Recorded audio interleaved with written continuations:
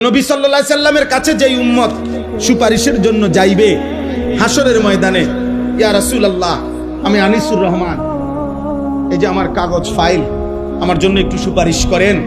তো নবী সাল্লাল্লাহু আলাইহি সাল্লাম তাকায়া দেখবে 365 দিন খোদার এক বছরে একদিনও ফজরের নামাজ পড়ে নাই, 40 বছর টানা সুদ খাইছে, 40 বছর টানা বিড়ি সিগারেট খাইছে, 40 বছর টানা কথায় কথায় গালিগালাজ করছে, প্রতিদিন রঙিন টেলিভিশনে নর্তকীর ছবি দেখছে।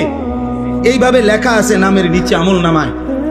আল্লাহর নবী তখন বলবেন, উম্মত, এই আমার উম্মত, এই শ্রেষ্ঠ নবীর উম্মত।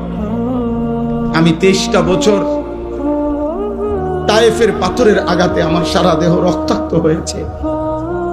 আমি এত রক্ত ঝরাইলাম যে আমার পায়ের জুতার সাথে পায়ের তালু রক্তে জমাট বাইদা খুলতে কষ্ট হয়েছে। 14 দিন টানা ক্ষুধার কষ্টে আমি পেটে 2টা পাথর ভাঙছি। 3 মাস আমার ঘরের চুলায়, ক্ষুধার কসম হাদিসে আছে, নবীর স্ত্রী আয়েশা বলছে রাদিয়াল্লাহু তাআলা আনহা, 3 মাস নবীর সংসারে টানা চুলায় কোনোদিন রান্না করা খাবার জোটে নাই।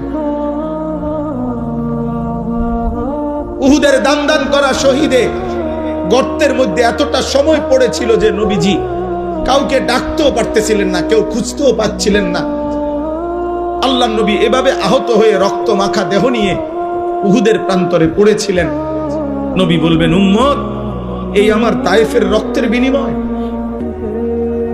এই আমার উহুদের দান শহীদ করার বিনিময়, এই আমার পেটে পাথর বাঁধা ক্ষুধার কষ্টের বিনিময়, এই আমল নামা। 60 বছর বয়সেও বিড়ি সিগারেট, 60 বছরের দাড়িওয়ালা বুড়া এখনো নর্তকীর নাচ, টেলিভিশনে চা দোকান, নাচ গান দেখা। আমি আল্লাহর সামনে এটা কেমনে সুপারিশ করব? বলেন না। নবীজির সুপারিশ মানে কি?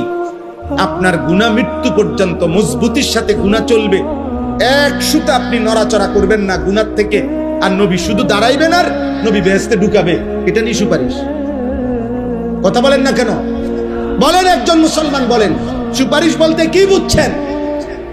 সুপারিশ মানে তো আবেদন, সুপারিশ মানে কি গ্রহণ? কথা বলেন না কেন? সুপারিশ মানে মুক্তি, সুপারিশ মানে নাজাত, সুপারিশ মানে জান্নাতে ঢুকানো, সুপারিশ মানে আবেদন। আবেদন, কেউ যদি সুপারিশ করে এটা প্রমাণ করে আবেদন, এটা আবেদন করছে, গ্রহণ করা, অনুমোদন করার জন্য ভিন্ন আরেকজন আছে। কথা বলে না। তাহলে নবীজি কি করবে?